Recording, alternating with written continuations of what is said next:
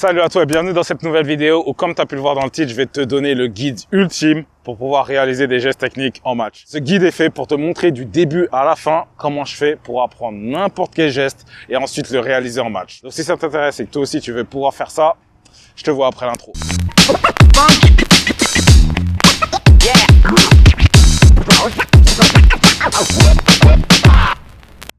Donc, pour la première partie, comme tu peux le voir, on est chez moi et c'est ici qu'on va faire l'analyse vidéo.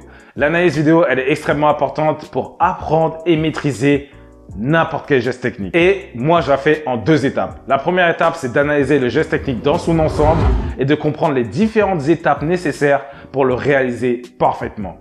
Et ensuite, dès que j'ai fait ça, je passe à la deuxième étape qui est d'analyser le geste technique plus en profondeur pour vraiment comprendre le mouvement que je dois avoir, la position de mon corps, la position du ballon par rapport à mon corps et les différentes parties du pied à utiliser. C'est vraiment là qu'on analyse plus en profondeur pour vraiment le faire parfaitement. Donc, sans plus tarder, viens voir comment je fais. Donc, comme je l'ai dit premièrement, ce qu'on va faire, c'est d'analyser le geste technique dans son ensemble pour comprendre les différentes étapes dont on a besoin pour le faire correctement. Donc, ce que je vais faire, c'est de prendre comme exemple le dernier geste que j'ai fait sur la dernière vidéo tuto de la chaîne. Et ça, c'était le geste touche intérieure plus passement jambe accélération de la vidéo de Ronaldinho 5 gestes partie 2. Ben, en fait, je t'ai mâché le travail. En fait, ce qui est simple, je peux mettre pause directement. En fait, ce qui est simple, c'est que là, je t'ai mâché le travail. J'ai mis toutes les étapes que tu dois faire. Je les ai décortiquées, découpées, mis au ralenti. Tu as un angle de caméra qui est parfait pour apprendre le geste. Je t'ai mâché le travail. Donc, tout ce que tu as à faire, si c'est un geste que j'ai déjà fait sur la chaîne, soit un dribbleur, c'est de regarder le geste en question sur la chaîne et tu as toutes les étapes devant toi. Ce que je vais faire par contre maintenant, c'est que je vais prendre une vidéo au hasard sur YouTube pour te montrer comment je fais, en gros, pour un geste que j'ai pas encore fait sur la chaîne parce que j'ai pas fait tous les gestes du monde. Et si tu vois un geste sur une vidéo, sur une compile que toi tu veux reproduire, je vais te montrer comment moi je fais pour analyser les étapes, les différentes étapes. Okay. Voilà, par exemple celui-là. Par exemple, pour un geste comme ça, qu'est-ce que je vais faire? C'est que je vais repasser beaucoup de fois la vidéo et pour voir vraiment comment il l'a fait. Ce que tu peux voir sur la vidéo ensemble, c'est qu'il a fait un passement de jambe et un crochet dans la jambe d'appui. Ce qui est parfait là, pour ce geste-là, c'est qu'il y a aussi un ralenti. Et donc, tu peux voir un peu plus en détail ce qu'il a fait. Donc, la deuxième partie, elle est là. Mais on va revenir un peu en arrière pour voir quelle est la première partie du geste. Donc, la première partie, elle est là. Il fait le passement de jambe. Donc, il fait un passement de jambe et il se prépare directement déjà pour le crochet dans la jambe d'appui. Et là, c'est la deuxième partie. Donc, si je devais prendre ce geste-là pour le décortiquer en plusieurs étapes, je te dirais qu'il faut que le ballon soit en mouvement, que le ballon soit en train de rouler pour faire ce geste-là, parce que tu peux pas le faire arrêter. Deuxièmement, passement de jambe. Troisièmement, crochet dans la jambe d'appui. Donc voilà, c'est comme ça que j'aurais décortiqué. Une fois que tu as fait ça, ensuite, tu vas sur la deuxième étape pour connaître et apprendre le geste parfaitement, c'est d'analyser le geste en profondeur. Donc, on a déjà vu le mouvement pour ce geste-là. Tu es en mouvement, tu es en train de trottiner. Si on peut voir aussi sur la vue d'ensemble, il a ralenti. Donc là, il a ralenti et boum, il fait le geste. C'est pas il est en train de sprinter, c'est qu'il était peut-être en train d'accélérer, mais quand il a vu que le défenseur arrivait, il a ralenti pour ensuite faire le geste et repartir. Donc ça, c'est vraiment un truc archi important que tu dois comprendre. C'est vraiment analyser le mouvement. Quel est le mouvement du joueur quand le geste est réalisé idéalement. Donc après ça, tu dois analyser la position du corps. Donc par rapport à l'angle de vue d'ensemble, c'est le meilleur angle vraiment pour analyser la position du corps. Par rapport à ça, le joueur n'est pas face à l'endroit où il va aller. Ça, c'est un peu une chose qui est caractéristique avec les crochets dans la jambe d'appui. C'est que, par exemple, pour une Cruyff, tu fais dos à où tu veux aller. Et pour une CR, pour la CR, t'es à 90 degrés à là où tu veux aller. Donc, en général, quand tu vas aller sur ta gauche, tu fais face à quelque chose. Mais par exemple, pour une CR, tu vas aller sur ta gauche ou sur ta droite. Et c'est exactement ce qu'il fait là. Il fait face à l'avant ou vers le but adverse. Et ensuite, quand il fait la CR, eh ben, il va sur sa gauche. Donc, ça, c'est la position. C'est important de comprendre la position lorsque tu commences le geste. Et c'est aussi important de comprendre où est-ce que tu vas aller après. Mais le plus important pour réaliser un geste parfaitement, c'est de comprendre la position de ton corps lorsque tu commences ce geste. Donc, tu as le mouvement de ton corps, tu es en train de trottiner, tu ralentis et ensuite, tu as la position de ton corps. Tu fais face à quelque part pour aller sur ta gauche. Donc, une fois que tu as compris ça, il y a aussi la position du ballon. Et encore une fois, ça, c'est sur la vue d'ensemble que tu peux voir ça. Au ralenti, tu peux pas vraiment voir ça. La position du corps et la position du ballon. Regarde, parce que là, par exemple, au ralenti, il coupe sa tête et tout ça. Et c'est juste le geste au ralenti. Tu peux voir les parties du pied et tout ça, mais tu peux pas voir ces choses-là. Donc, pour la vue, justement, pour savoir la position du ballon par rapport à ton corps, tu dois voir la vue d'ensemble. Et dans cela, là, tu peux voir que le ballon est plus sur sa gauche. Donc, on va revenir en arrière pour que tu puisses voir ça. Regarde, le ballon est plus sur sa gauche quand il ralentit. Et juste avant de le faire, regarde, son corps est où? Son corps est là, le ballon est là. Et encore une fois, ça te fait comprendre un peu plus comment tu dois faire le geste. Donc, boum, il le fait. Et ensuite, le mec, il tombe par terre. Ça, putain, il l'a sali. Hein. Et ensuite, après ça, la dernière chose qu'on va regarder pour vraiment analyser et comprendre le geste en profondeur, c'est de voir les différentes parties du pied qu'il a utilisées pour faire ce geste. Donc, pour ce geste en particulier, il a utilisé seulement une partie du pied.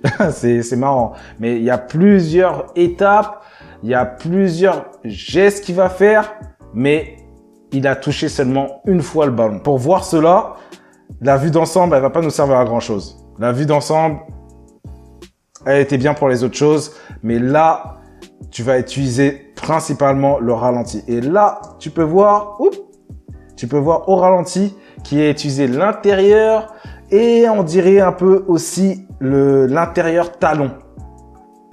L'intérieur, mais pas vraiment l'intérieur, tu vois, l'intérieur, mais talon, tu vois. Et c'est important aussi à comprendre ça. Et d'ailleurs, une petite parenthèse, c'est que beaucoup de gens, ils pensent que les parties du pied, par exemple, pour faire un geste technique, il y en a seulement 3. Ils vont te dire l'extérieur, l'intérieur et le coup de pied. Et c'est pas vraiment vrai. Il y en a beaucoup plus. Il y a l'intérieur.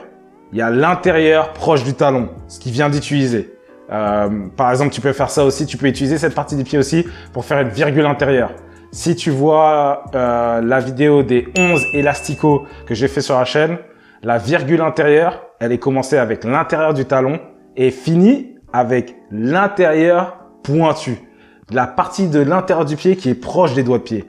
Et ça, c'est une partie, par exemple, qui est utilisée souvent pour les virgules, pour les gestes en 2 contacts. L'intérieur pointu, c'est une partie aussi du pied que beaucoup de gens ils connaissent pas. Donc, t'as, comme j'ai dit, l'intérieur pour faire des passes, et tout ça. L'intérieur, le milieu là. T'as l'intérieur talon que tu utilises justement, que lui, il a sûrement utilisé pour faire une CR comme ça. T'as l'intérieur pointu que tu utilises souvent pour le deuxième geste de la virgule. T'as le pointu que certaines personnes utilisent par exemple pour faire des pointus. Et aussi certaines personnes utilisent pour faire des louches. T'as l'extérieur, mais t'as pas seulement l'extérieur. T'as l'extérieur pointu, comme t'as l'intérieur pointu. T'as l'extérieur pointu.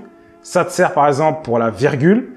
La virgule de Ronaldinho qui faisait tellement bien, qui était incroyable et qu'il la prend loin de son pied d'appui et pour la reprendre, ça, tu peux seulement le faire avec l'extérieur pointu, la partie qui est proche de tes doigts-pieds. La raison pour laquelle tu peux seulement le faire avec ça, c'est que si tu utilises l'extérieur seulement, tu es obligé de te tourner comme ça pour faire une virgule. Alors que si tu utilises l'extérieur pointu, tu peux être face au joueur et faire une virgule vers l'avant et sur le côté. Donc ensuite, tu as l'extérieur talon que, par exemple, tu peux utiliser pour une virgule extérieure que CR7, il aime bien faire. Tu utilises la partie qui est proche du talon avec l'extérieur du pied et boum, tu la reprends avec l'extérieur, la partie qui est proche du pointu, ou certaines personnes utilisent l'extérieur et la partie que tu utilises pour faire des passes et la partie que tu utilises pour conduire le ballon. Donc, j'ai dit quoi? J'ai dit intérieur pointu, intérieur talon, pointu extérieur, extérieur talon, extérieur pointu. Tu as aussi le haut du pied, dont je t'ai parlé, cette partie du pied que pas beaucoup de gens connaissent et qui te permet de conduire le ballon en ligne droite et d'aller extrêmement vite avec. Tu as le coup de pied, que beaucoup de gens connaissent pour faire des frappes et tout ça. Et tu as le talon. Ces parties-là, elles ne servent pas vraiment au geste technique, mais c'est quand même des parties du pied que tu peux utiliser pour faire n'importe quoi. Par exemple, le talon, juste pour mettre un exemple, Okocha et CR7, ils utilisaient une manière de faire la passe en 2 touches, avec le talon et l'intérieur de son mauvais pied, de son pied d'appui ou mauvais pied, comme tu veux. Et ça, en soi, c'est un geste technique. C'est un geste technique pour faire une passe. Mais encore une fois, tu utilises le talon premièrement et ensuite tu utilises une autre partie de ton pied. Et donc, c'est important de comprendre ça parce que là, quand tu analyses le geste, quand tu analyses ce geste-là, beaucoup de gens, ils vont te dire « Ah, il a utilisé l'intérieur du pied. » C'est pas vraiment sûr. Quand tu vois là comme ça, c'est pas vraiment sûr. Donc voilà, une fois qu'on a fait ça, on passe sur le terrain.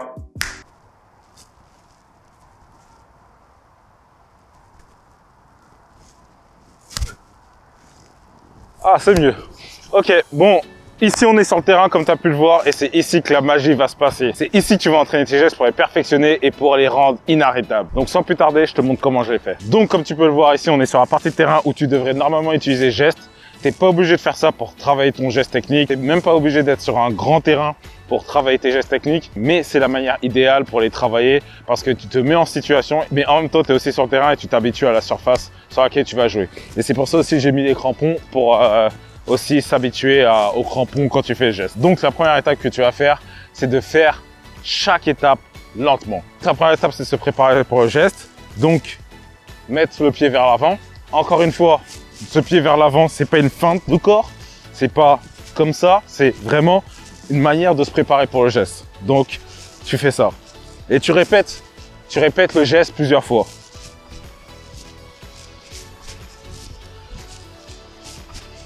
Lentement, tu vois, lentement. Donc après ça, tu vas faire la touche intérieure. Ok. Tu vois, tu essayes de la maîtriser petit à petit. Tu fais toutes les étapes lentement en fait. Tac. C'est comme ça que je fais. Ensuite, après la touche intérieure, passement de jambe. Encore une fois, tu fais lentement. Et tu peux finir avec la touche extérieure. Mais si tu veux vraiment faire toutes les étapes lentement, tu prends ton temps. Et encore une fois, quand tu prends ton temps, assure-toi bien de faire la gestuelle. Donc, tu pousses. Et voilà. Lentement d'abord. Lentement. Lentement. Tu vois. Comme ça. Voilà. Le passement de jambe bien autour du ballon. S'assurer de faire le passement de jambe bien autour du ballon. Et ensuite, pousser. Et donc, une fois que tu as fait ça, tu commences à faire plusieurs étapes lentement. Encore une fois, c'est si vraiment tu ne maîtrises pas du tout le geste et que tu veux vraiment apprendre à maîtriser ce geste-là. Si tu te sens un peu plus à l'aise, bien sûr, tu peux sauter des étapes et aller de plus en plus vite, beaucoup plus rapidement. Mais pour faire correctement, c'est comme ça que tu devrais faire. Donc là, on va faire la première et la deuxième étape en même temps. Donc, se préparer pour le geste et faire la touche intérieure. Ok.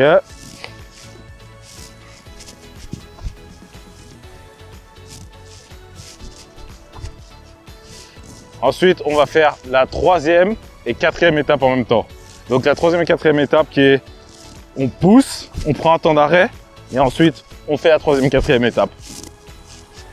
Une fois que tu as fait ça plusieurs fois, la première et la deuxième étape lentement, la troisième et quatrième étape lentement, tu passes à faire tout le geste lentement. Donc, ça donne ça. Lentement, tu fais ça, ça et tu pars. Et en fait, pourquoi tu veux faire lentement? Tu veux faire lentement pour vraiment t'habituer et comprendre chaque étape que tu fais. C'est pour ça que tu veux faire lentement. Tu veux faire lentement vraiment pour bien comprendre le geste et pour bien avoir aussi la gestuelle. Tu vois, donc c'est pour ça que c'est important de quand tu fais lentement, tu accentues bien toutes les feintes. C'est très important. Une fois que tu as fait ça et que tu as fait le geste lentement, maintenant tu passes au geste tout ensemble rapidement. Donc là, c'est vraiment la vitesse de match que tu dois avoir. Tu as déjà travaillé les gestes lentement. Là, on va directement à vitesse de match le plus rapidement que tu puisses. Donc, tac, tac, tac, tu vois. Vraiment, Vraiment, faut vraiment que ça aille le plus vite possible. Le plus vite possible, tout en gardant la gestuelle. Donc, tu fais encore tac, tac, tac. Tu repars. Tu vois, et ça, tu recommences plusieurs fois. Et en fait, à chaque passage que tu fais, si tu réussis le geste et que tu n'as pas fait d'erreur, tu essaies de voir des manières où tu pourrais l'améliorer. Est-ce que l'étape 1 était parfaite? Est-ce que l'étape 2 était parfaite? Est-ce que l'étape 3 était parfaite? Est-ce que l'étape 4 était parfaite? Sur celui que je viens juste de faire, l'étape 4 n'était pas parfaite parce que je ne l'ai pas poussé assez loin et je ne l'ai pas assez poussé devant moi. Donc, quand tu réussis le geste, tu devrais toujours trouver des manières de t'améliorer et d'améliorer le geste dans l'ensemble. Si par exemple, tu l'as raté le geste, eh ben, tu essaies de voir où tu as fait ton erreur. Tu vois, si par exemple, je rate le geste et tu vois, je fais pas le passement de jambe, j'essaye de voir si c'était entre la première et deuxième étape et j'essaie de comprendre pourquoi j'ai raté le geste. Je me suis pas préparé avec mon pied, par exemple. Tu vois, si je m'étais préparé avec mon pied, j'aurais pu faire le geste. Donc ensuite, quand tu vois tout ça et quand tu arrives à analyser tout ça, tu continues à faire le geste, boum, tu continues à le faire, encore et encore pour vraiment maîtriser le geste en fait. Et ensuite, après, ce que tu pourrais faire, c'est mettre ta propre sauce. Quand tu maîtrises le geste parfaitement, c'est mettre ta propre sauce pour le geste. Ça veut dire que le geste devrait toujours être fait dans le même but, par exemple d'aller sur sa gauche et d'accélérer. Mais tu peux, par exemple, mettre une petite variante, ta petite touche personnelle. Par exemple, pour ce geste-là, qu'est-ce qu'on pourrait faire? Qu'est-ce que je pourrais faire? Il n'y a pas trop de variantes qu'on pourrait faire, mais par exemple, tu pourrais faire ça. Un truc comme ça. Et ça, c'est ta petite touche personnelle ou c'est ta petite sauce à toi. Mais en vrai, les gestes qui marchent déjà très très bien, ça sert pas à grand chose de mettre sa sauce personnelle.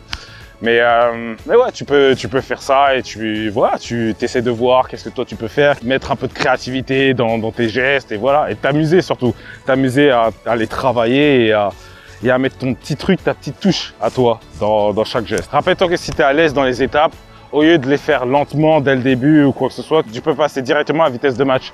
Mais n'oublie pas que tu dois toujours garder ta gestuelle et garder le but du geste technique en soi. Ça veut dire que vraiment rappelle-toi de toujours être efficace dans ce que tu fais et de garder la gestuelle pour vraiment tromper le défenseur quand il y aura un défenseur face à toi. Donc là, on a juste fait la moitié du travail avec l'analyse vidéo et l'entraînement sur le terrain.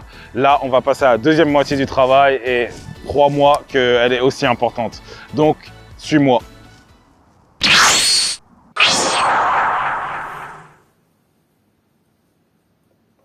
Ok. Bon. Premièrement, qu'est-ce qu'on va faire? On va analyser les situations dans lesquelles tu peux utiliser le geste technique pour le faire correctement. Pour n'importe quel geste. Ah ouais, non, ça j'ai bien fait. Hein. Ça, c'était pas mal. Hein. Tac! Ah ouais, c'était pas mal. Donc, pour n'importe quel geste de la chaîne, vraiment, comme j'ai dit sur la première analyse vidéo, j'ai vraiment mâché le travail. Sur ce geste en particulier et sur tous les autres gestes, tu peux voir beaucoup de situations de match dans lesquelles le joueur professionnel en question a fait ce geste technique. Donc, tu peux observer dans quelle situation il faisait ces gestes techniques-là. Donc là, on peut voir Ronaldinho sur le côté gauche faisant la touche antérieure plus majoritaire à l'accélération. Encore une fois, côté gauche, côté gauche, côté gauche. Et tu peux te dire, bah, ça c'est un geste qui se réalise sur le côté gauche alors. Pas forcément, parce que Ronaldinho il jouait ailier gauche et aussi milieu offensif gauche. Donc là on peut voir qu'il le fait, mais si avec toutes les situations tu remarques quelque chose, la plupart du temps, et même pas la plupart du temps, presque sur tous les exemples, il le fait dans une zone en particulier, qui est la surface de réparation. Il le fait autour de la surface de réparation pour faire un centre ou une frappe.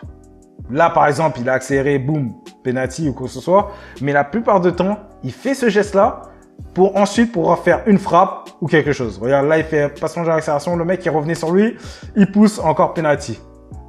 Et là, par exemple, sur le côté, autour de la surface, encore une fois, il le met... Putain, ça c'est grave, ça.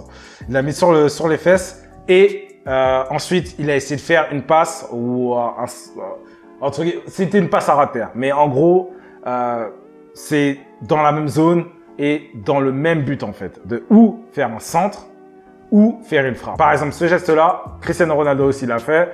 Et il l'a fait d'une autre manière où lui, il l'a fait à partir du côté droit, mais encore une fois dans la même zone. La zone qui est la surface autour de la surface de réparation pour faire une frappe ou une passe juste après. Donc lui, il a fait boum, boum, boum et ensuite frappe, but. Donc ça, c'est la première chose que tu dois vraiment analyser sur la deuxième partie de ton analyse vidéo. C'est que tu dois savoir dans quelle zone on fait ce geste-là. Est-ce que c'est sur la ligne de touche? Est-ce que c'est sur la ligne de sortie de but? Est-ce que c'est autour de la surface? Est-ce que c'est au milieu de terrain? Essaye de voir la zone et aussi la situation dans laquelle le joueur en question le fait. La deuxième chose que tu dois analyser, c'est le défenseur. Et ça, je suis désolé de te dire ça, mais c'est la chose la plus importante. Parce que tu peux savoir faire un geste technique comme ça, sans qu'il y ait personne devant toi. Mais réussir le geste technique, c'est toujours par rapport à un défenseur. Tu réussis pas un geste technique en match en tout cas. Tu réussis pas un geste technique quand il y a personne. Ou bien c'est des gestes qui servent à rien. Le geste technique doit te servir pour éliminer ton vis-à-vis. Et ça, c'est dans cette analyse vidéo-là que tu vas vraiment comprendre le mouvement du défenseur et la position du défenseur.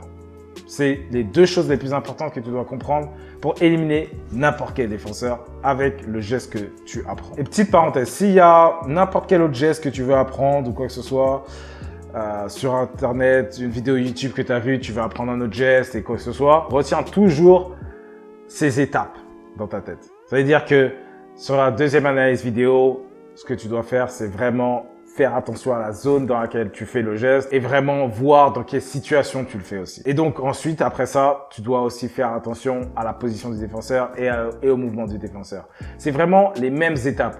La seule différence avec les gestes qui sont sur la chaîne, c'est que j'ai vraiment mâché le travail. J'étais mâché le travail. En fait, j'ai tout fait. J'ai tout fait.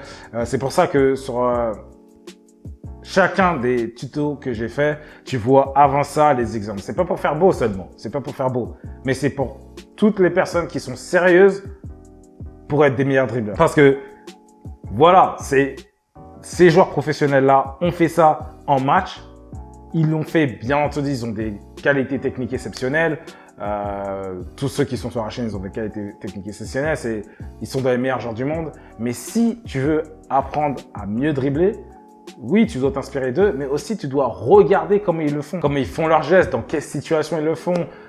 C'est vraiment important. Et c'est pour cette raison que pour chaque tuto, je suis obligé au moins de mettre des exemples ou un exemple, au moins un exemple de la situation dans laquelle le joueur professionnel a fait et pour que tu saches aussi dans quelle situation toi tu devrais le faire.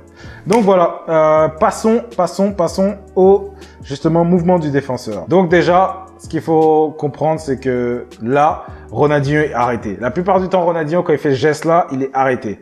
Et si tu remarques bien, le défenseur est aussi arrêté.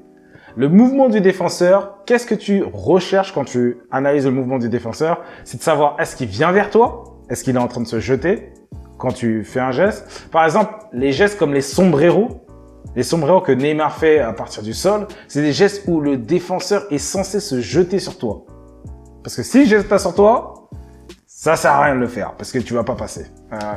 Les sombreros ou bien l'arc-en-ciel de Neymar, c'est des gestes vraiment où le défenseur doit venir vers toi, il doit se jeter sur toi. Ensuite, tu as le mouvement du défenseur où il est arrêté.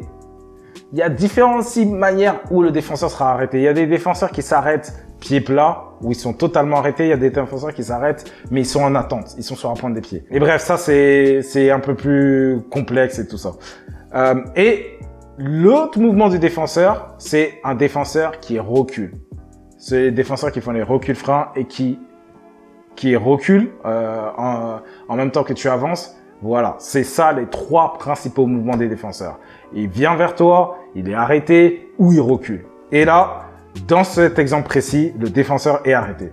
Et si on peut regarder la plupart des autres exemples, tu verras que le défenseur est arrêté. Parce que Ronaldinho aussi est presque arrêté. Donc là, par exemple, tu peux te dire « Mais non, mais il n'était pas vraiment arrêté. » Non, non. Si tu remarques bien, il fait face à Ronaldinho, il est sur la pointe des pieds et il recule, mais quand je dis reculer, par exemple, quand je parle de reculer, c'est recul-frein. C'est-à-dire que la personne est de profil et elle recule. Là, il est en attente. Et c'est ça que j'étais en train d'expliquer tout à l'heure, qu'il y a deux différentes manières d'être arrêté. Il y a arrêté pied plat, tu es totalement arrêté, et il y a arrêté sur la pointe des pieds. Et là, c'est exactement ce qu'il fait. Il est sur la pointe des pieds, il est en attente. Il est en attente du geste technique. Et pour te faire une petite parenthèse, cette situation précise où un défenseur, il est sur la pointe des pieds et il attend ton geste technique, c'est la meilleure situation pour faire n'importe quel geste technique. Ah là là, vraiment, ça c'est la meilleure. C'est en gros, sur le prochain mouvement, il va partir. Sur le prochain, ça veut dire que si tu fais une feinte, il est éliminé.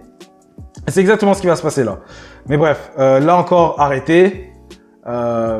Sur presque tous les exemples, tu vas voir, les défenseurs sont arrêtés. Et c'est... Ah, là, il reculait. Là, il reculait. Et Ronnie, il a super bien fait. Là, il reculait. Mais sur la plupart des exemples, arrêté. Arrêté, presque arrêté. Il recule légèrement. Mais reculer légèrement, c'est pas assez pour dire que le mec, il est en train de reculer. Sur un geste comme le passement de jambe accélération, le super passement de jambe accélération que j'ai fait aussi sur la chaîne, ça c'est un geste que tu peux dire par exemple à le défenseur il recule. Donc là pour la plupart des gestes, arrêtez, arrêtez, arrêtez encore une fois. Le prochain, il vient vers lui mais il s'arrête. Ça c'est un truc aussi que tu dois vraiment faire attention. Il n'est pas venu vers lui, il s'est jeté n'importe comment. Il vient vers lui, il reste à une certaine distance et il s'arrête. Et il est en attente. Tu vois? Mais Ronaldinho passe. Donc ça, dans cette situation donnée juste avant, pour moi, ça c'était arrêté. Pour moi. Arrêté. Il a arrêté. Lui, je t'aime, mais bon, lui, ça n'a rien à voir. Est-ce qu'on regarde? Arrêté. Tu vois là? Arrêté. Ce geste-là, déjà, de toute manière, Ronnie, il est arrêté. Il n'est pas en mouvement. Là, pour moi, Ronnie est arrêté. Lui, il est arrêté. Parce que, être en mouvement, c'est différent. Tu te sers en général de ton élan pour vraiment faire le geste technique. Là, la plupart des gestes techniques, enfin, la plupart des fois où Ronaldinho fait ce geste technique-là, il est arrêté et se sert de son propre geste pour accélérer derrière. Donc là, dans cette situation-là, arrêtez Ronnie. Momo Sissoko, arrêtez. Et il tombe sur les fesses. C'est terrible. Franchement, Ronaldinho, c'était incroyable. Donc, en résumé, le défenseur est arrêté. Important, encore une fois, de faire attention à ça. La deuxième chose qu'il faut regarder chez le défenseur, c'est sa position. Par rapport à toi. Pas par rapport au ballon, par rapport à toi. À ton corps, à toi. Donc, on va encore revenir dans les exemples et encore une fois, si c'est sur une autre vidéo qui n'est pas sur la chaîne, tu dois faire les mêmes étapes et tout ça. Mais là, par exemple, tu peux voir qu'il est face à Ronnie. Il était face à Ronnie. En gros. Face à Ronnie. Face à Ronnie.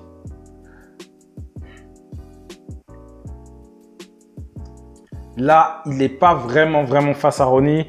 Il est un peu plus sur sa gauche, je dirais. Ronnie, il fait face à cet endroit-là. Il est un peu plus sur sa gauche, mais il va quand même réussir à passer. Ce qui est assez incroyable.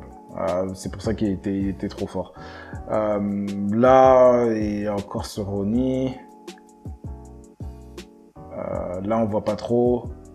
Là, il est plus sur la droite de Ronnie quand il finit le geste. En gros, pour ce geste, le défenseur peut être à peu près à n'importe quel endroit. Un peu sur ta gauche, un peu sur ta droite, en face de toi. Mais si je devrais donner vraiment un endroit où il est préférable pour toi que le défenseur soit, ça soit plus sur ta droite. Un peu comme là, il est. Ça veut dire qu'il est face à toi, mais un peu plus sur ta droite. C'est-à-dire que quand tu pousses intérieur et tu fais le passement de jambe, il est déjà sur ta droite et il reste immobile. Tu veux qu'il reste immobile ou tu veux qu'il s'arrête, boum, comme ça, et ensuite tu pars. Je dirais que c'est vraiment comme ça parce que là, on peut bien voir vraiment la position dans laquelle il était et le mec, il peut pas revenir. C'est pas possible. Là encore, pareil. Il est face à lui, mais un peu plus sur sa droite. Tu vois? Et là, il peut partir sur sa gauche. Il peut pas arrêter la frappe. Pareil. Là, face, mais un peu plus sur sa droite. Je dirais que c'est la meilleure manière de laquelle le faire. Vraiment. Quand le défenseur est ou en face de toi ou un peu plus sur ta droite. Pareil, encore une fois. Là, tu peux voir que le défenseur est plus sur sa droite. Ronnie, il fait face à là-bas. Le défenseur est légèrement plus sur sa droite. Donc, il le fait et le mec, il peut pas revenir. C'est pas possible. Là, encore une fois, Momo Sissoko. Ronnie fait face à cet endroit-là, comme ça. Momo Sissoko est plus sur la droite de Ronnie. Et en général, de toute manière, les défenseurs vont te montrer si tu es droitier sur ton côté gauche. Donc, ils vont plus se mettre sur ta droite. Et là, c'est parfait pour toi parce que tu te dis, ah ben parfait alors, boum, touche intérieure, passe mon jeu de accélération. Et là, c'est exactement ce qui va se passer. Voilà. Donc, en résumé, je rectifie, c'est pas, il peut être à n'importe quel endroit, c'est que logiquement, il devrait être ou en face de toi ou sur ta droite. C'est là de la meilleure manière dont tu vas pouvoir le réaliser correctement. Bien entendu, Ronaldinho, il peut faire tout ce qu'il veut. Mais la plupart d'entre nous, on devrait faire le geste quand le défenseur est en face ou légèrement sur la droite. Et donc voilà, tu as ces deux critères principaux qui sont la position du défenseur et le mouvement du défenseur que vraiment on a vu que le mouvement du défenseur, le défenseur doit être arrêté et en face de toi ou légèrement sur ta droite. Dès que tu sais ces deux choses et que tu sais aussi dans quelle zone le faire, là tu fais quoi? Mais tu retournes sur le terrain.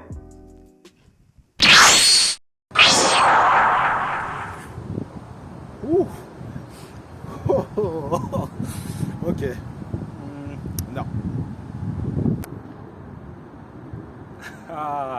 Donc comme tu as vu, on est encore sur le terrain pour les dernières recommandations que j'ai pour toi pour faire le geste parfaitement. Donc pour ce guide, rappelle-toi et assure-toi de toujours, quand tu entraînes ces gestes, le faire face à un défenseur. Et c'est ça qui va te permettre de pouvoir le faire plus tard en match. Donc à chaque fois que tu peux entraîner ces gestes avec tes amis ou à l'entraînement, assure-toi déjà de ne jamais forcer la situation, de toujours le faire aussi vite que tu peux.